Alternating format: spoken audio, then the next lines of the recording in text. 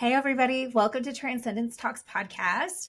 Today, I have the absolute privilege of introducing to you guys Juliana Sloane. So I'm going to read the little bio that I wrote for her so I can introduce her to you guys today.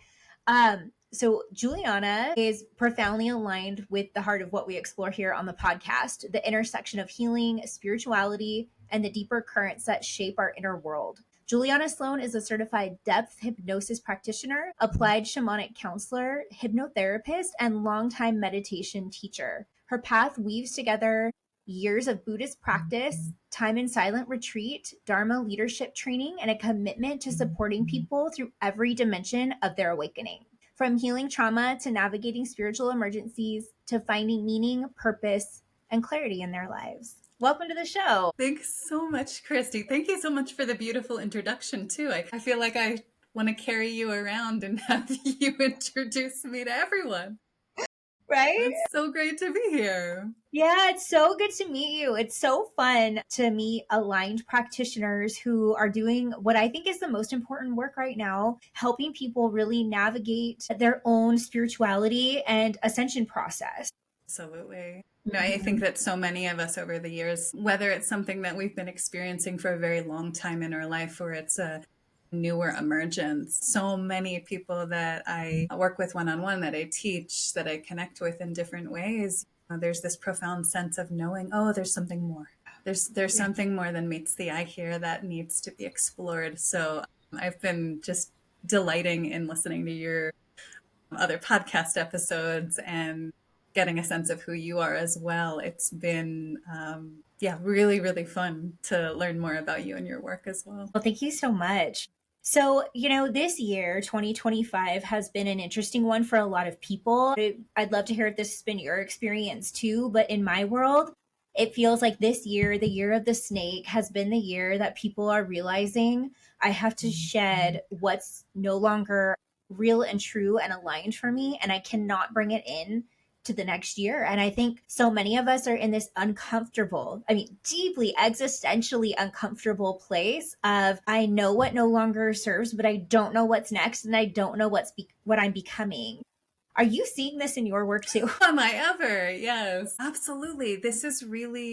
There is something about this time where things feel so intense and so filled with pressure and so high stakes in many ways for many people that I think a lot of the folks who are coming to me, and this as a hypnotherapist especially, this is one of the common themes any year, but people usually show up and they say something is stuck. I need to make this change. This doesn't fit anymore. I have to leave my job or change how I show up in relationship or, any number of sudden big life changes. And they know that something needs to shift. They understand it conceptually. There's an incredible insight, depth, awareness that's already there. But getting from point A, understanding, okay, the change needs to happen, to point B, where the change is actually being embodied and happening. I think that's where a lot of the work with the unconscious mind, work with spirituality, work with energy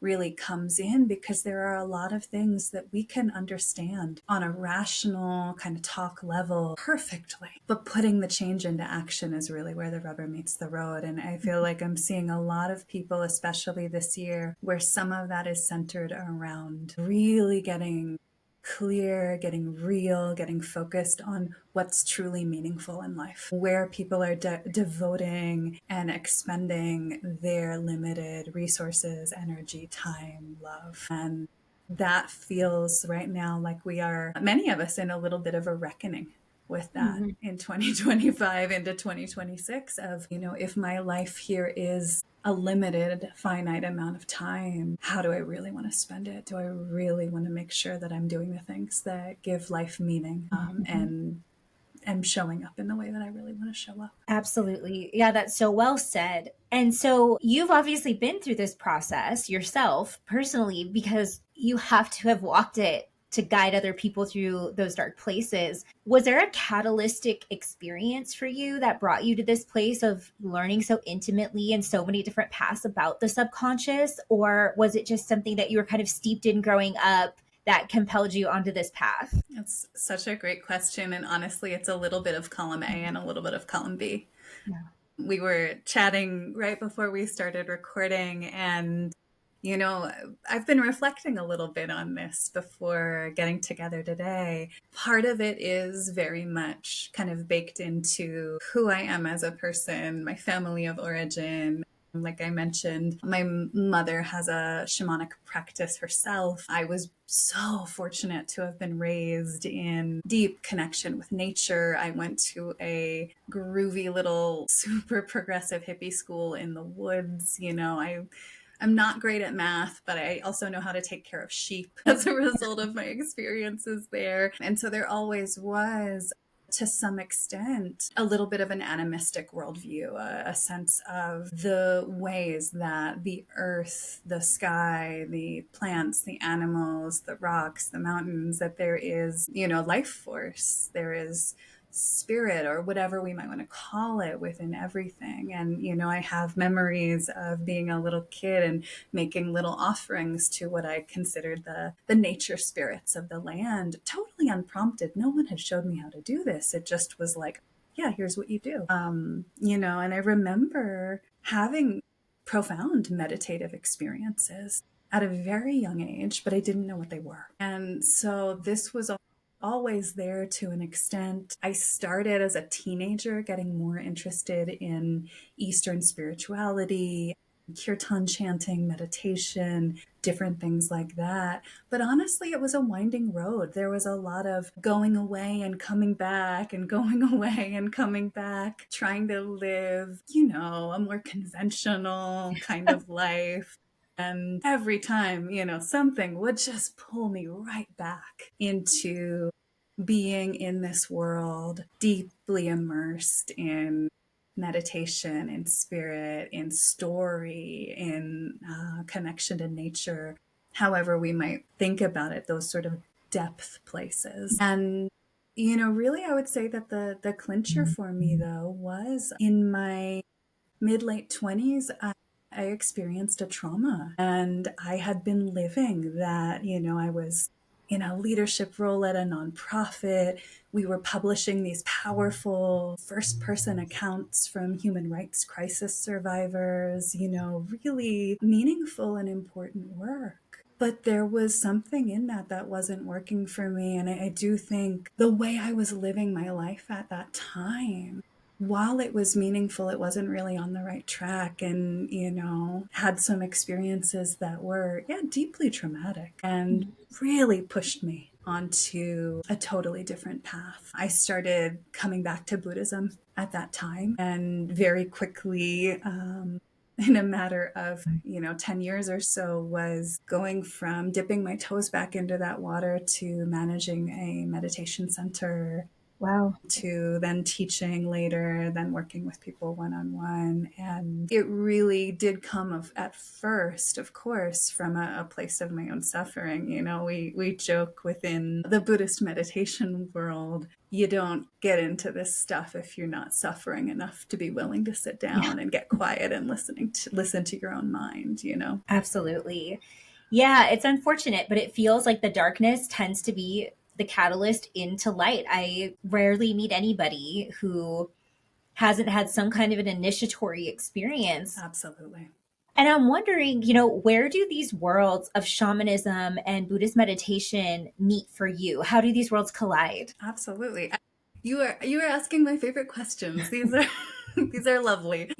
For me, one of the things that I found to be a little bit limiting, at least within, I practice in the Theravada tradition of Buddhism. Most people are familiar with like insight meditation, vipassana, mindfulness. Most of that is really stemming from that Theravada tradition. And one of the places where I always felt a little bit of tension, actually, with that tradition, was that, especially with the influence of secular mindfulness, if someone has a profound energetic experience or a visionary experience while they're sitting in meditation or they're in a long silent retreat, for, really good intention, a lot of the time the recommendation is sort of note that it's happening. Don't get too sucked into it.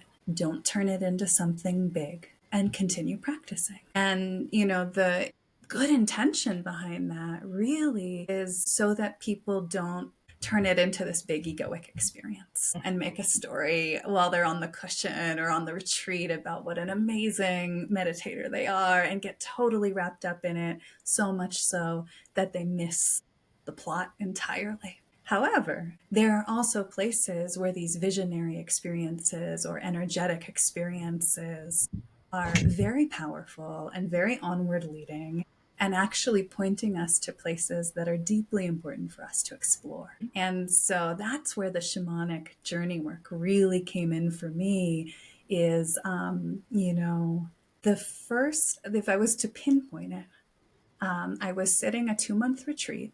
And so I was in silence, really cut off from the world. 2 months. 2 months, Wow. practicing, I guess you're sleeping for 8 hours. So practicing about 16 hours a day, really. You're sitting, you're walking, you're sitting, you're walking, you're sitting, you're walking. And I began to have essentially shamanic experiences on the cushion. And I was so fortunate because for me, what was happening was this very profound piece where, in one instance, I was sitting there in silence, kind of battling my own inner critic, battling the mental churn, the ways that we can ruminate that are so painful. And what happened for me in that moment basically was this internal vision of a mama wolf protecting her cubs, basically saying, do not mess with my babies. Stop talking so much crap about yourself. Wow. And it was so powerful and so forceful and so good. Stop it right now. You do not need to go there to that mental space. It pulled me out of this cycle of, rumination and self-criticism and self-doubt. And I was so lucky that the teacher I was working with most closely at that time was an indigenous woman who was also a Buddhist meditation teacher. And so she was familiar with the shamanic cosmology. Yeah. And she understood what was happening for me. Yeah. And so she was able to say, oh, okay, this is good. You just tell me about this. You just keep me posted. Don't worry about the traditional instructions. And I feel so grateful for that because it really did open a door for me. From that point onwards, I got connected with other teachers, explored so much more, and an entirely different world opened up. And, these days I work with both worlds. And a lot of my meditation students come to me after retreats when they've had big experiences that they'd like a little bit more of a shamanic or energetic or deeper perspective on. Yeah. And I mean, I know for me, when I've had these visual experiences or experiences in meditation that are really charged, they tend to come with a visceral sensation. It's almost like, and because I know listeners today might be thinking, well, how do I know if it's just something I've imagined? Like I can imagine my dog or I could see a wolf, right? But there's a difference, at least in my experience, when the wolf comes to you versus when you create or generate an image in the mind. And I wonder if you can help me break that down for the listeners just a little bit. Absolutely. I love this question. You're right. Oftentimes this is kind of a full body sense, deeply visceral experience when something comes like this unprompted. Yeah. And at the same time, one of the things that I do find very interesting in working with my clients one-on-one is that there's also space for imagination. In this work, oftentimes imagining, envisioning that wolf or imagining our dog or imagining ourselves in a state of relief, of happiness, of deep well-being often can be the doorway into deeper visionary experience. So, in some ways it's a little bit of a both and because, sometimes we do get hit with these incredible, you just know, you just know that something powerful and deeply transformative has happened. And then sometimes those little intuitive hits are quieter or more subtle, or we've just trained ourselves over many years to ignore them. And so I think sometimes in this work too, there's a process of how do we unlearn the suppression of our own intuition? that's happened for so long. That is so incredibly key, right? I think throughout time, culture, we've really been taught to give our power away to an authority outside of ourselves. From the time we were little, right? Like, go hug your uncle. I don't want to give my uncle a hug. Well, you're going to hurt his feelings, like those kinds of things that were taught so early on. Absolutely. These messages of not being able to trust the cues that our body gives us, being told that our emotions aren't accurate. And so you're right. It's such this process of learning how to trust sensations, trust our body, trust our knowingness, and really unlearning a lot of those paradigms, which I think is what so much of the shadow work is. Absolutely. I think one of the things that so often the people that I work with will say, and this is one of those sort of unexpected benefits, if you will, is usually people will say, I learned how to trust myself. Yeah.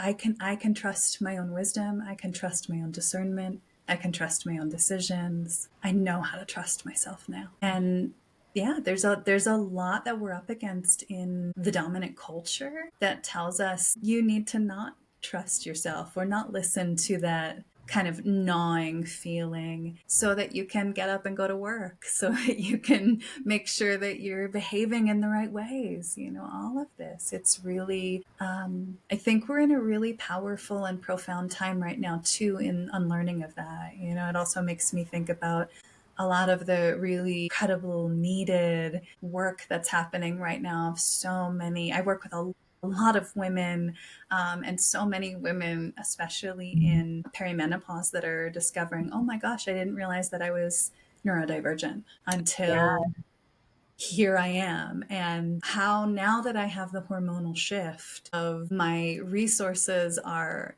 completely stretched thin. A lot of people who are in burnout also, or going through IVF, these really stressful experiences where we're just at capacity. And I think one of the gifts of burnout actually is that it forces us to kind of peel off that mask and see who really is underneath and what do we really need, and is the life that we've been living this whole time fully aligned with who we are and what we want, or is there something that needs an adjustment? Yeah, you mentioned that wolf being like a threshold for you, and I think being perimenopausal is another threshold. It's another doorway that we start to walk through that reveals, like you said, some of those deeper layers of self. Who am I? What gives me excitement, joy, fulfillment? And these are such critical questions. And the earth as a whole, as a collective, it feels like we're shifting into bringing some of that narrative into the predominant culture, realigning values, restructuring values and belief systems. So it's this work that I think will make it okay to start asking those questions on a grander scale. So I want to go back to your story and back to this wolf, this threshold, this stepping into this shamanic realm and really integrating both of these worlds. How does that look with clients for you? How do you marry those modalities, if you will? Yeah, absolutely. So I work with people in a number of different ways, and some of that is because each of us need the doorway, the entry point, to look a little bit different. We're all so unique and we come from a lot of different backgrounds. There are some people who I would say, hey, let's try a shamanic journey. And they would say, yes, this is so exciting. I've always wanted to try this. And then there are other people who are going to say, whoa, that sounds a little too woo woo for me, right? Yeah. And so it's part of why the meditation and mindfulness, part of why the hypnosis, hypnotherapy work, and the shamanic work, I really love that all of them can intermingle and be married. If someone comes to me and they know they want to get deep into their own discernment and understand their deeper wisdom and connect in this sort of profound shamanic way, we probably would start with a shamanic journey. And what that looks like is we're listening to a recording of a drum beat. And the interesting thing about the drum beat is that it actually entrains the brain to go into a lightly altered state. Yeah. And so this is something across all cultures, every continent except Antarctica, that there is some kind of practice of rhythmic drumming, rhythmic chanting. In Australia, it's the didgeridoo. It's an audio driver that helps the brain drop into this state. I think in some ways it's probably also why EDM music is really popular.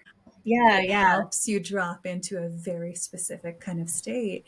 And when you learn to use that and harness that to journey deeper into the subconscious mind, into connection with the earth, into connection with guides or internal guidance, really profound things can happen. There's actually a really interesting study that came out of University of Michigan a few years back where they taught people who were new to journey work, never done psychedelics. They taught them how to journey and tested them with EEGs, with surveys, with all these different measures of, well, what's actually happening for people when they enter into the journey state.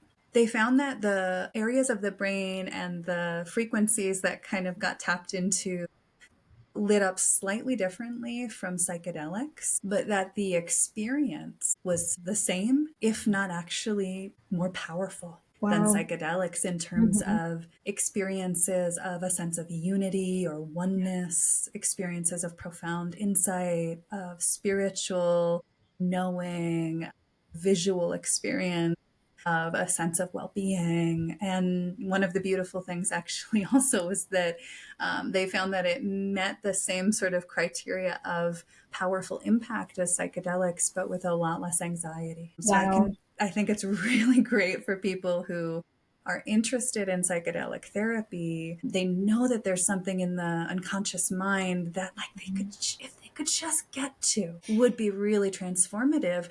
But, you know, life circumstances, we can't all go on an ayahuasca retreat. And so it's great to have some of these other modalities where gentle, accessible, altered states are available to people. The beautiful thing about the shamanic journey too is that when I work with people in that modality, after several sessions together, I also give them homework and send them off on their own to do journeys of their own.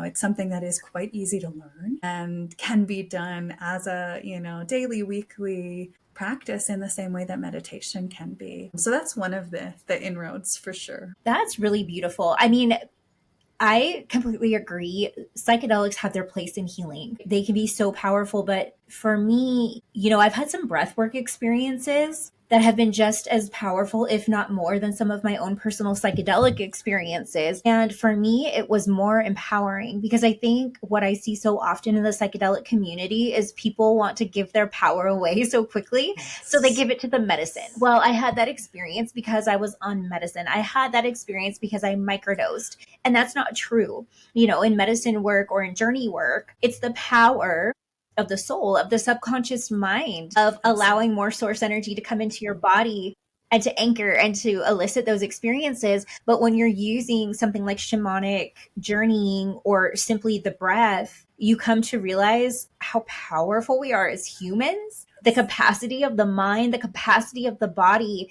And even in just studying psychology, we become aware of that because you start to realize how adaptable the mind is, how it can compartmentalize things and keep us so disintegrated so we can function, like you said, until we hit perimenopause or hit burnout or hit a trauma and realize all the compartment walls came down and we feel shattered or unable to continue the way we were. And we realize, oh man, those structures that I've created in my mind and my body, the way I've dissociated or distracted myself from me, are so profound. And it usually takes those kinds of events or journeys to really see what our bodies and brains are really capable of. But when you start to break those structures down, especially in a way that's organic, your eyes just start to become open to how powerful the mind and the soul is. And I want to be really intentional to keep those separate too, because I think so often, like you mentioned, it's the structures of the mind that keep us from experiencing the power of our own soul. And so it sounds like through the meditation, through the hypnosis, you're able to kind of quiet the mind to really allow the soul to sing its song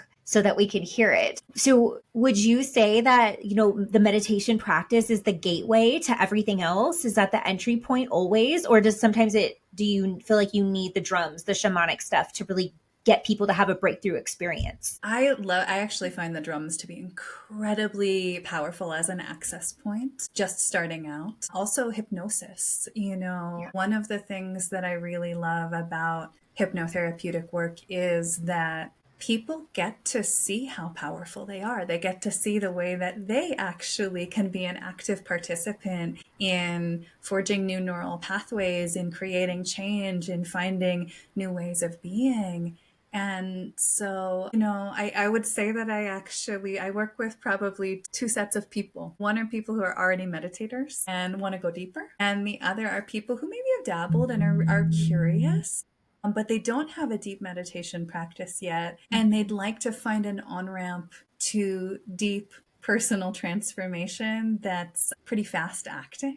And for that, I actually think that the hypnosis and the journey work is a fantastic entry point, because you don't have to go sit a 10-day retreat to get into some of those mind states. I think that they go really, really nicely together. One of the things that I've seen a lot is that people I'm working with hypnosis, especially with depth hypnosis, then we'll work on something. There was one person I was with recently, we were working around perfectionism and her inner critic. And we had these beautiful, powerful sessions where she really started to see the way that internal critic was not her. It was a construct. It was a whole constellation of patterns and parts and experiences all coalescing to kind of drive her towards this intense perfectionism and striving. And so we did the work and we loosened up those patterns and we brought new resources in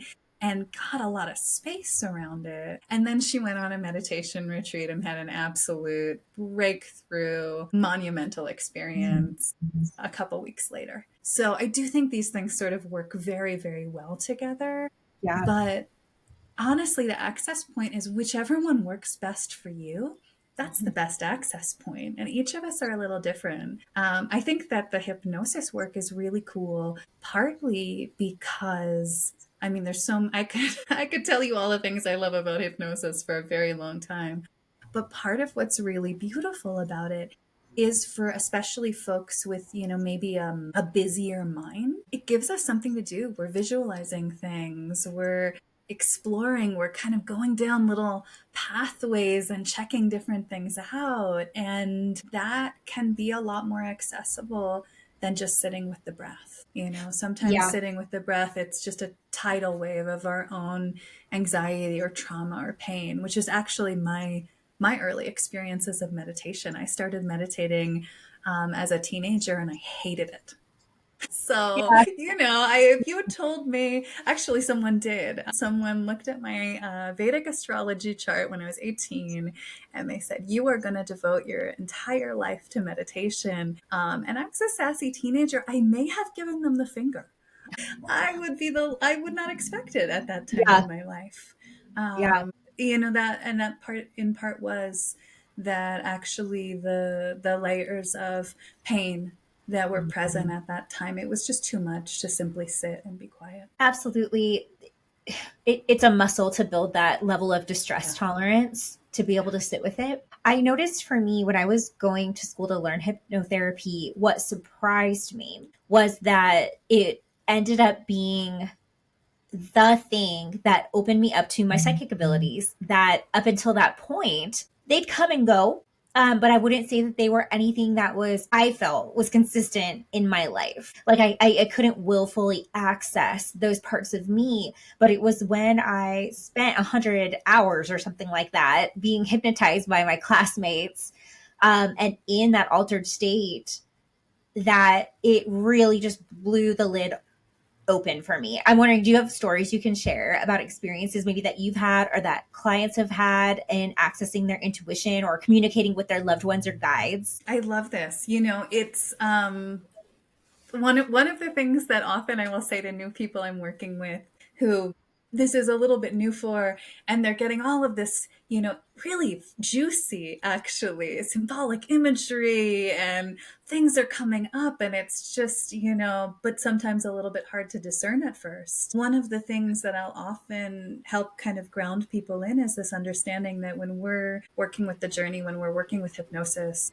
part of what we're doing is we're learning to kind of create like a translation guide for our spirit and our subconscious mind. We're learning a new language. It's like we've been dropped into a totally new country whose language and customs we're not familiar with, and we venture into the unknown and see what it's like. A lot of the work that I do with folks is also bringing in a guide. Mm-hmm. Especially the shamanic journey work, the depth hypnosis work. It's very, very beautiful. And I have to give a shout out to Isa Gucciardi, who is the creator of depth hypnosis. She runs a really beautiful school that teaches this work and really, really helps people learn some of these practices as well. But we're working with guides. Yeah. And the power of working with guides, I can't tell you the amount of times that I've had a client and they've said, well, there's no way I could have just imagined that or thought that up on my own. That was so out of left field that it had to have been my guide. There's no other answer. I know for me, I was offering some sessions to a dear friend to support her while she was going through a really tough time, intense illness from mold toxicity, which is something I actually work with a lot of people who are struggling with complex chronic illnesses as well. And I'd sat with my guides prior to connecting with her.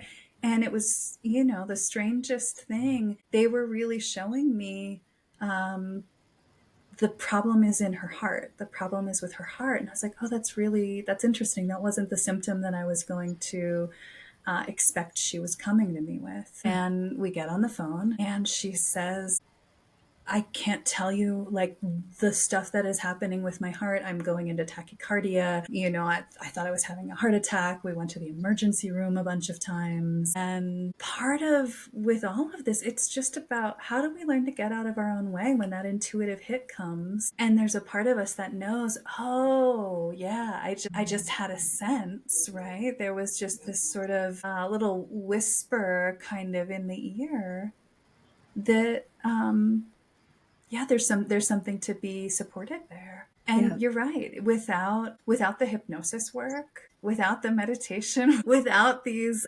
forays into familiarity with altered states, with trance, I don't think that would be nearly as accessible. No. Yeah.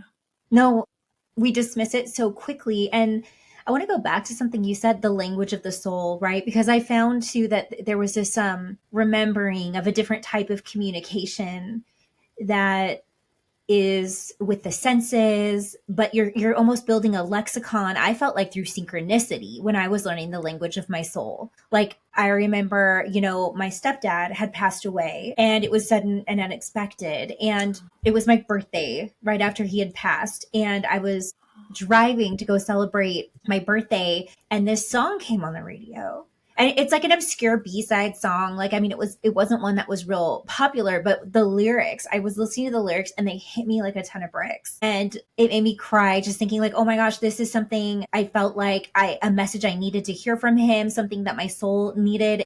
And it felt like he was wishing me a happy birthday. And I cried on the way to go celebrate my birthday. And then that was it. I just kind of shelved it. But what happened after that is it's as if his spirit used that to build the lexicon between him and I. And so now when I'm needing assistance, he was a businessman. And so when I'm needing assistance in business and I wish I had him to lean on and ask his advice, that song will sometimes come on the radio. Just when I was thinking about him.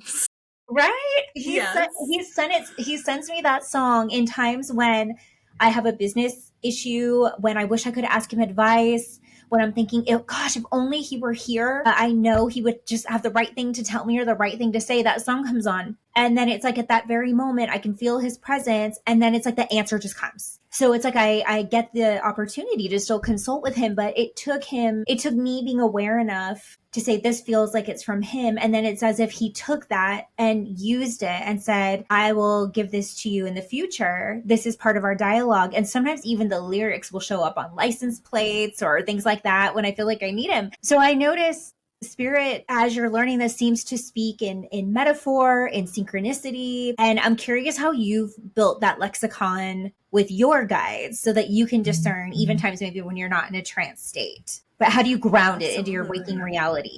Right. I think some of it is to be really open to synchronicity. I have a dear friend actually who we often are in connection around this, and if there's a synchronicity, we'll text each other and share, because there is something about the more you notice them, the more you honor them, the more you allow them not to just sort of fly by in your awareness, the stronger it gets. I mean, and even in those little things, I just remember, this was probably a year ago. My partner and I, we were getting ready to go somewhere. And, he and I are both a little bit ADD. So sometimes we run late. But it was just this comedy of errors that we couldn't get out of the house. And, something kept on going wrong. And we kept on having to go take care of this over here and go take care of that over there. And we finally got out of the door and we drove about 10 minutes down the road from our house. And both of us at the exact same moment looked at each other and said, do you think we're late because we just avoided some kind of major accident? Like, I think that whatever just delayed us saved our lives. And we both got hit with that same feeling and that same knowing at the exact same moment. And, we could have written it off as, haha, funny that we should both say that, what a coincidence. Or we could actually say, oh, wow, something just happened. I don't know what did, but something just happened. And I think that it was some form of protection or support or, whatever it was.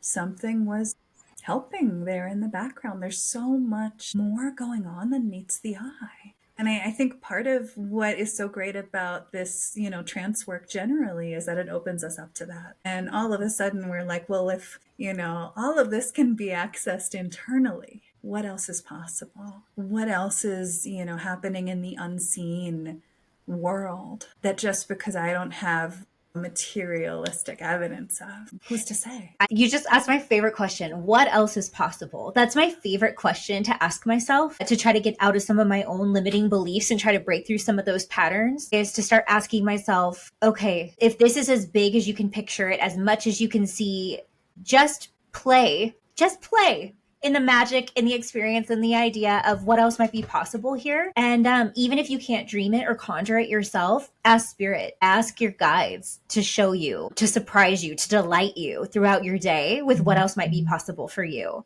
And I have had the coolest results giving that to my guides. Surprise and delight me with what else might be possible for me right now. Because you're right, there's so much going on in the unseen that we have to, I almost feel like, train our particular activating system in our brain to become cognizant of. Absolutely. Absolutely. When you're like, oh, I'm going to buy a new car, and you say, I'm going to buy a blue sedan, and then all you see on the road are blue sedans, it's because you've trained your particular activating system to scan for those things.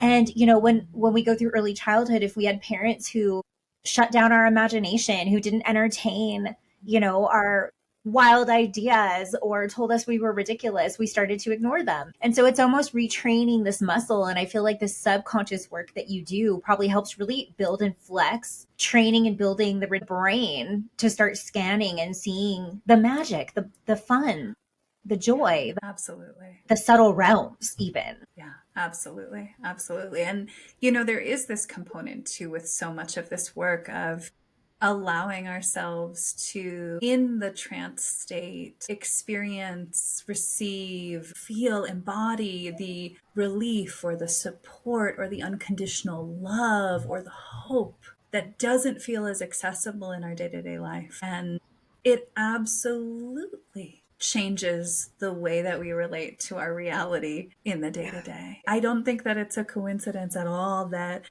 when I started really deep diving into the shamanic work, that I met my partner, the love of my life, really shortly thereafter. And that relationship was different from any relationship that I had had before. And part of that, I believe truly, was that in the shamanic journey work, in the hypnosis work, that in building a relationship with my guides, I was able to experience what real deep love and support was like on an embodied felt sense level. And then I could notice it in the people I was meeting. All of a sudden, Yes. it was like having a different pair of glasses on. Wow. Well, and I think you're pointing to something that's so profound, is that our internal experience dictates how we perceive our outer experience. There's no separation between the two. Absolutely.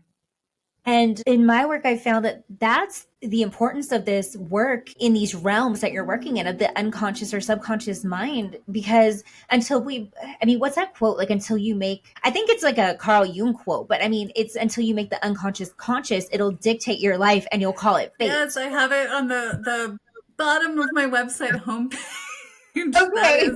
That is it, right? Mm-hmm. Yeah. We can bumble through life, not bringing what's unconscious to the surface so that we can see it and know it. And oftentimes when we go about it that way, we end up in a lot of suffering. We do. Or we can actually start to unearth what's really there, both the pain and the things that need to be deeply healed and dealt with, and the delight and joy and creativity and magic. Because it's on the other side of that pain. Yeah. Oh, yeah. It's the treasure.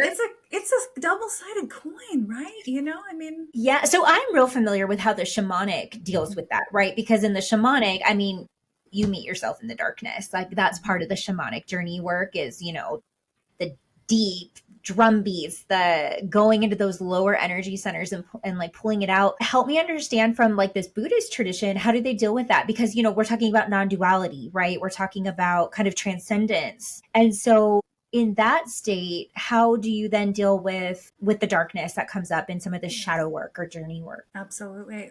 You know, the foundations of Buddhism actually is in understanding and knowing suffering and the causes of suffering. The foundational teaching of the Buddha, the very first teaching he gave, is what's called the Four Noble Truths. The first truth is that there is suffering. It's part of being a human being, that we will experience a bumpy ride in this life. It is going to be painful at times. We're going to lose things. We're going to have difficult experiences, and that's part of what it is to be human. The second noble truth is that there is a cause of suffering, and that often the cause of that suffering, the primary thing, is actually our clinging, like the death grip that we have on what we want, what we don't want, how we think it should be. That puts us in, you know, real opposition with reality and with the ability to accept what's happening so that we can actually have some power and make some changes. That third noble truth is that there is actually a cure. There's a way out. There is a way to find more relief from suffering.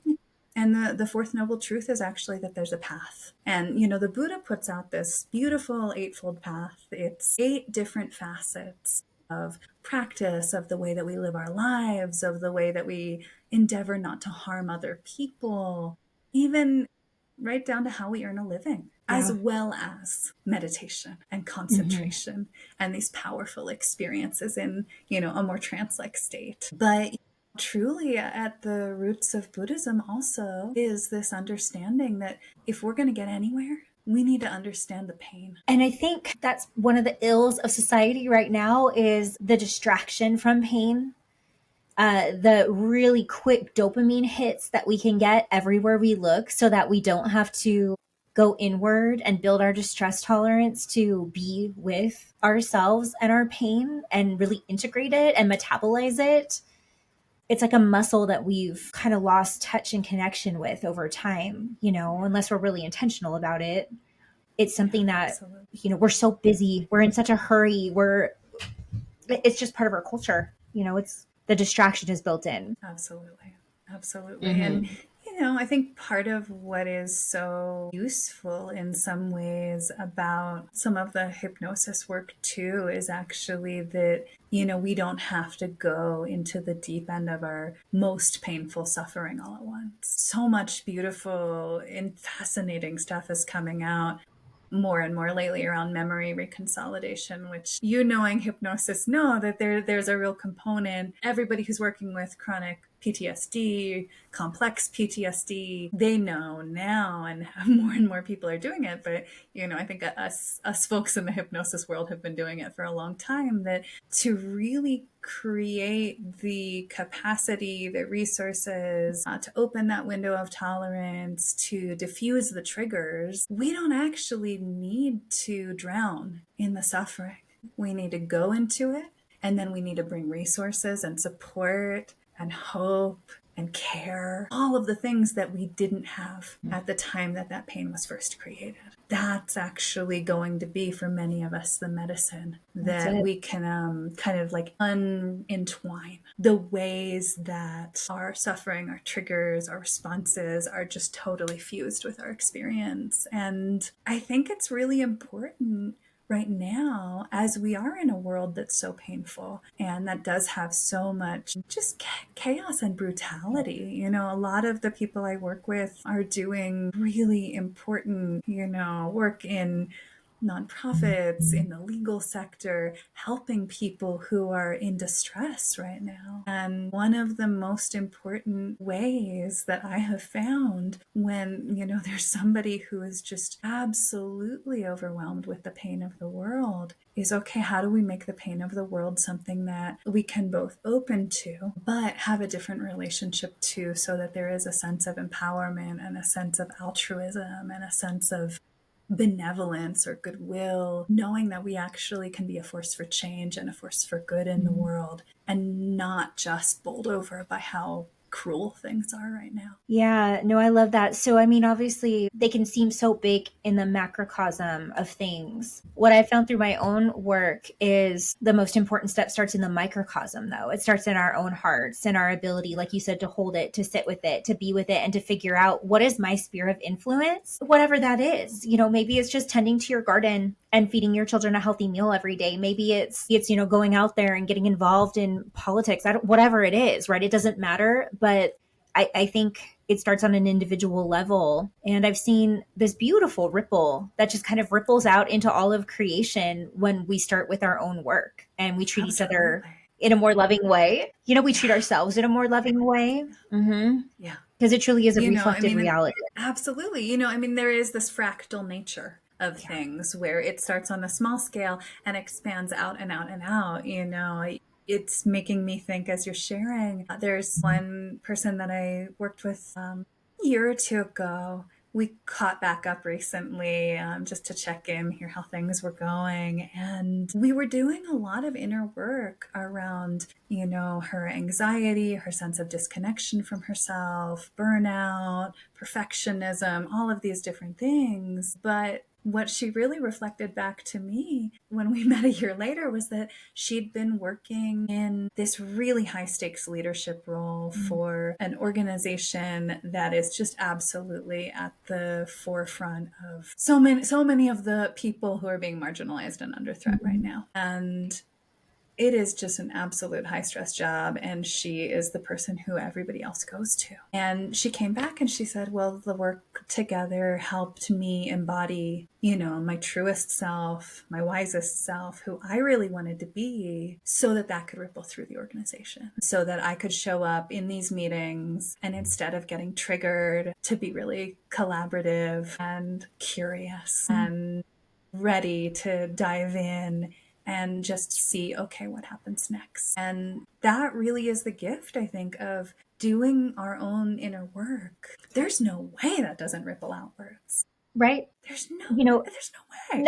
No, it's magical. And I think, when I did my IFS level 2 training, internal family systems therapy, one of my trainers talked about the difference between empathy and compassion. And I feel like that's what you just described. because it's like when we're an empath or describe ourselves that way, we have these unhealed parts within ourselves that want to be responsible for the pain of the world and take it all on as if it's our own, or we feel the threat of freeze in our nervous system and we freeze and kind of victim posture in response to it, or get overwhelmed. And it's easy to get overwhelmed. The problems of the world feel big. But when we can heal the parts that are resonating with the overwhelm and with the brutality of the world, and we can stand firmly in our power when we're rooted from that deeper place and we've done the work, we develop compassion where we can listen to other people's wounds, to their trauma, without being vicariously traumatized. Yes. Because we've done the inner work. And so I think that process that you're describing is so key. And it's important for, you know, people who identify as an empath to really look within and ask themselves, what is this landing on? What is this triggering or exposing within me that needs to be witnessed and loved, you know? Absolutely. Mm-hmm. I love this. You're just completely channeling where my heart has been at lately. Mm-hmm. I've actually recently been teaching a course on compassion. Oh, no way. Yeah. Yeah. So you're right there, because that is actually something that's huge in the Buddhist teachings. It also is something that's so needed right now for us to find a way to have compassion without actually going into empathic distress. And when you look at these two different pieces, the compassion and the empathic distress, you know, the truth of the matter is, in our culture, what we tend to define as compassion, you know, this idea, even the word compassion in the English language is it's basically etymologically suffering with. And so our very definition and understanding as a culture of compassion is basically empathic distress. And the thing about empathic distress is that it actually takes us away from this connection and standing side by side with someone in their suffering, caring and witnessing. And it actually turns us back onto ourselves. And we start to actually snowball in our own self-referential pain. So empathic distress actually ends up being, you know, antisocial rather than pro-social, self-related thinking rather than other-related thinking. But when we turn towards compassion, in the more, you know, the Buddhist word for compassion is karuna. It has a completely different etymological root. It has a completely different slant to it. And it really is about the wish and the heartfelt desire for the suffering and all of the causes of suffering to be healed. It's beautiful. There's something about actually standing in that. It's more hopeful. Mm-hmm. It's more empowered. It's not spinning in trauma together. It's saying, I deeply care. And how do we make this better? Yeah. And so there's a beautiful kind of through line here of the need for compassion, and also the need to relearn what compassion actually is. Yeah, absolutely. Yeah, that feeds my soul. It really does. And so how do you teach people to heal those empathic parts of themselves where, you know, those wounds are being exposed by whatever's happening in the world? That's a great question, you know, and it's something that's come up a lot this year. Mm-hmm. A lot of the time there is parts work that needs to be done. I don't work in the IFS model, but so many dear ones do. I'm so glad that it's out there. I do a different form of parts work that's part of the depth hypnosis modality.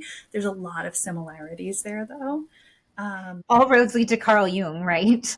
Yeah. Yes. Yeah. We contain multitudes, you know? Well, then they got it right. Yeah. But, you know, oftentimes there's parts work that may need to be done. A lot of the time there's a part of the self that feels like it needs to be responsible for everything. And that if it doesn't suffer along with that other person, if it doesn't take on that suffering, that somehow the suffering will be disrespected or diminished. Yeah.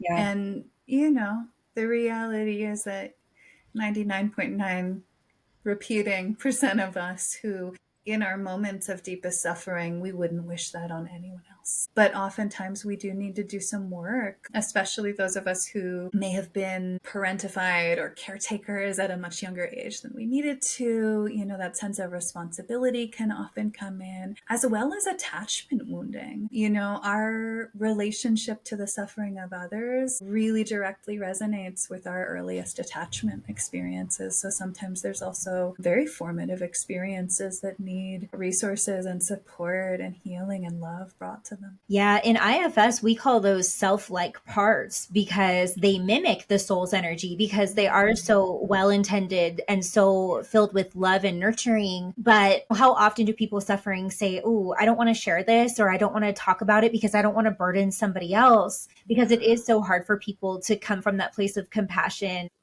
versus empathy and falling into that suffering themselves. So, you know, we tend to stay very compartmentalized in our trauma and in our grief. So, and they can be really hard to identify within ourselves sometimes. I think sometimes it takes an outsider looking in to help us really identify what shaped and developed some of these self-like parts, some of these empathic parts, and how do we help them really heal and stand in their power and find their sovereignty. Absolutely. Absolutely. And I mean, it's part of why working in the trance state with those parts can be so great, because we do get out of our own way. Yeah. And we do start to see, you know, can we dialogue with them in a more honest, more real way that we wouldn't maybe normally when we have to return emails and make dinner and figure out our plans for the next day, and that we wouldn't necessarily have that record. Beautiful. Juliana, if somebody wanted to work with you, if they are listening to this and feel like this is the kind of support that I need right now, what's the best way for them to find you? Best way is my website. It's Juliana, which is Juliana, Sloane, Sloane.com. Just my name, JulianaSloane.com. Perfect. And there's actually a little button right there on the front page where you can schedule a free consultation. That way we can chat for about half an hour, see if it feels like a fit, get to know each other more. That's the easiest, best way. Same on that website. You can also find upcoming classes and meditation groups that I lead, things like that also can be a great resource. Perfect. I'm going to put those in the show notes so anybody listening today who wants to find you can find you very easily. And you had mentioned that you have a gift for the listeners today too, a guided meditation that I can link. Awesome. That would be lovely. And this is just a playful little dip into hypnosis. For anybody who's never worked in altered states, or maybe just curious about how I work with folks in altered states, it's a gentle foray. It's this one, I feel like I actually have to put a disclaimer. Don't lie down while you do it, because you may fall asleep. You do. I find at least the first part of the induction to be very relaxing, that I have to sit upright when I'm listening to it myself. But I'll send you that link as well, and would love to invite folks to check it out. Perfect. And one more thing I want to mention that we didn't really get to touch on today is that this work is perfect for psychedelic integration work. And I know if you're listening, you are probably interested or have used psychedelics on your journey. So if you've had a mystical experience, if you've had pieces of yourself that have come up that maybe you're still struggling to integrate and really understand, that this work can be a really great modality to help you really embody your experience and pull it all the way through, if you will. So absolutely true. Thank you so much, Christy. This has been so fun. Yeah, thanks for joining us today.